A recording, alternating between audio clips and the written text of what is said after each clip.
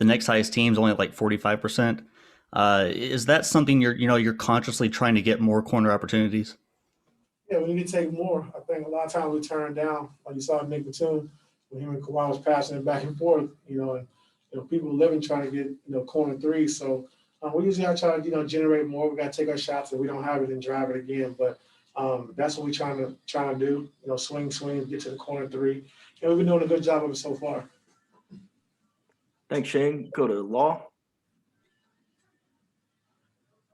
There you go. Hey, Ty. Good evening. I wanted to know, one, if you had any thoughts, any takeaways off of the schedule that was released for y'all for the second half of the season, and also a little bit deeper, if you can recall, how this year's kind of schedule being all over the place, being so constricted compares to your rookie year, the lockout, where we didn't get the schedule obviously until that winter for that season. Well, I think the second half of the season, I haven't really paid attention to it. I'm just trying to focus on these last 5 days, on 5 games, make sure our team is ready to play. Because, when you get close to the All-Star break, you continue to lose games you're not supposed to. So that's my main focus. The only thing I really heard about is that we have 17 games straight at home. That's the most I've heard about the second half of the schedule. And how, and just do you remember, do you recall your rookie year, that lockout year? I'm not that smart, Paul. That's 23, 24 years ago, but I just can't remember. I can't remember that. Thanks a lot. We'll go over to Miriam.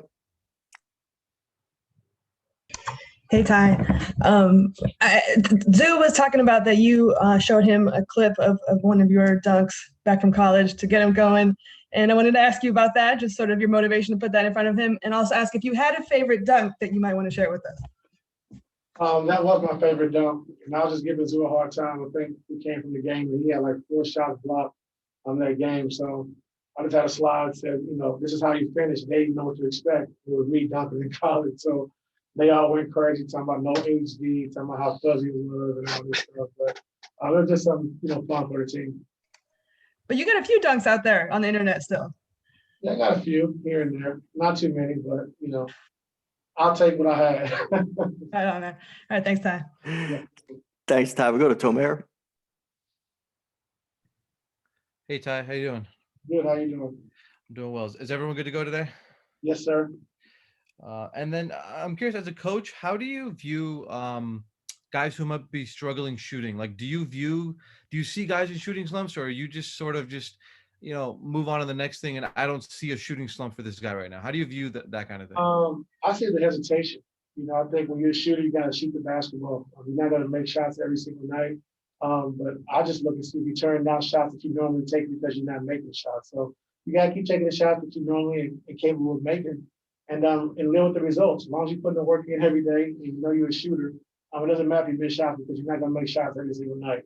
And we saw that, I think, last night with Steph Curry. He went 1 for 11. But when he's open, he shoots his shots. And that's how you got to go about it. You just can't turn down the shots that you normally take. Thanks. Let's go to Andrew. Hey, Ty, when Terrence talks about his kind of improvement this year, most often I feel like he talks about his off-season training, but you were with him in the bubble. Obviously, I know he played a lot of 3-on-3 games with Pat, and Reggie, those guys. Did you see, I guess in hindsight, do you look back and see that being kind of almost like a predictor of what kind of has been a really steady improvement for him this season? Well, yeah, he's a hard worker. You saw that last year, coming in as a rookie and trying to change positions and play the point guard position and, trying to learn. And he's always willing to learn. He was working hard last year. And I think, just this year, he's able to play more free. I think not playing the point guard position and just being a 2 or a 3, he's able to slash and cut and fill the lanes, offensive rebound and things like that has really opened this game up for him. But, his hard work, him along with all the young guys, Fee and Amir Coffey, Daniel, all these guys are putting in the work. So just happy when they get the results they're getting right now. Kind of like, well, I'll take you back to memory lane. I guess when you were a young guy trying to break in, kind of getting that foothold in a lineup, did you remember kind of your own breakthrough moment where you felt like, okay, I've got this? And have you seen that kind of click with Terrence too? Yeah, I think so. My first time playing was against, the Utah Jazz with John Stockton. That was my first opportunity to play. And I was just so excited, and I wasn't really a defensive player when I was in college or high school. When I got in the game, I just picked Stockton up full court and just try to bring energy and just do what I could to, try to stay on the floor and get on the floor. And like I said, Kurt Rambis gave me my first opportunity, and I was grateful. And then it kind of just, started from there and never looked back. Thank you. Thanks, Andrew. Go to home. Hey, Ty, I was wondering, what have you seen in John Morant this year? He came into the league with a bang last year, and how have you seen him maybe progress this year? How is he different from last year? I think in shooting, I think just, taking his shots. We know he can get to the basket. We know he creates for others. But what's so impressive about him being a young player is that, he just takes what the defense gives you. He never tries to force. If you're blitzing or double teaming, he's going to make the right pass and the right play. In transition, when he gets into the paint, he's making the right play for himself or his teammates. And you never really see that when you get a young star who, comes to a team and he can shoot the ball anytime he wants, but his main objective is to play the game the right way, get other guys involved. And that's what he does on a night-to-night basis. Thanks. Go to Sean Coleman. Hey, Ty, hope you're well. Kind of piggybacking off that with the Grizzlies, your career, your playing career, coaching career kind of spanned the same time they've been in Memphis. When you look at the tape of the Grizzlies, do you have to kind of take a second look and say from a team that always was kind of, inside out, slow paced, now they're fast paced? Does it kind of, throw you off a bit with how fast paced they are with John, the young roster in place now under Taylor Jenkins? Yeah, well, it is different. And Taylor's done a great job of just, kind of changing the culture from the groundhouse when they had, Gasol and Zebo and Tony Allen, those guys. They just slowed it down and posted a lot. And that was all, predicated on the personnel. Now the personnel is different, and Taylor's done a good job of adjusting. And what they do well is like they're first in the league, I think, in turning teams over, and they're first in the league in points off a turnover. So we got to do a good job of taking care of the basketball. Thanks. Go to Farbod.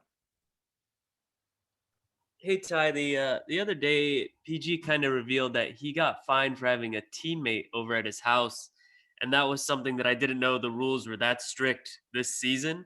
Are there other things like that you've seen where nobody really knows that it's this tough on the guys this year, but those are in fact the rules? I mean, I'm not sure, but the rules are the rules. If they put them in place, we got to try to follow the NBA protocol as best as we can.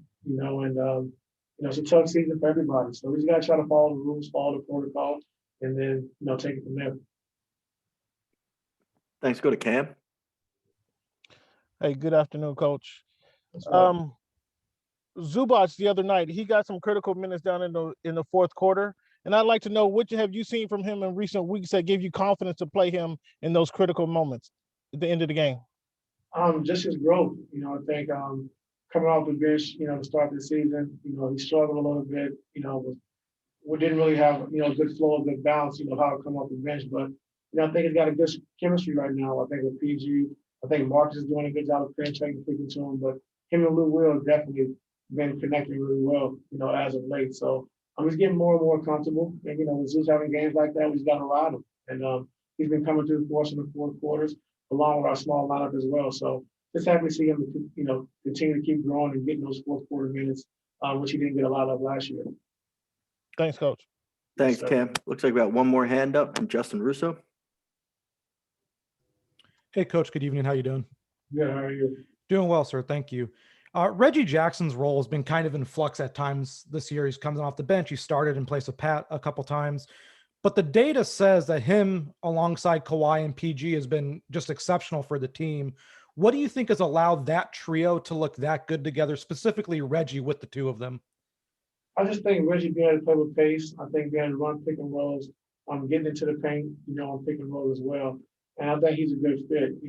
Pat Beverly at the point guard position brings something different than Reggie brings. And I think Reggie brings the pace and the ability to get in the paint and make plays for other guys, and also get to the rim and make plays for himself as well. So, just have a different dynamic in the 2-point guard situation. So he's been great for us. I think he pushes the pace for us, which makes Kawhi and PG run more, which we're trying to get those guys to, continue to keep doing. And he's good for us.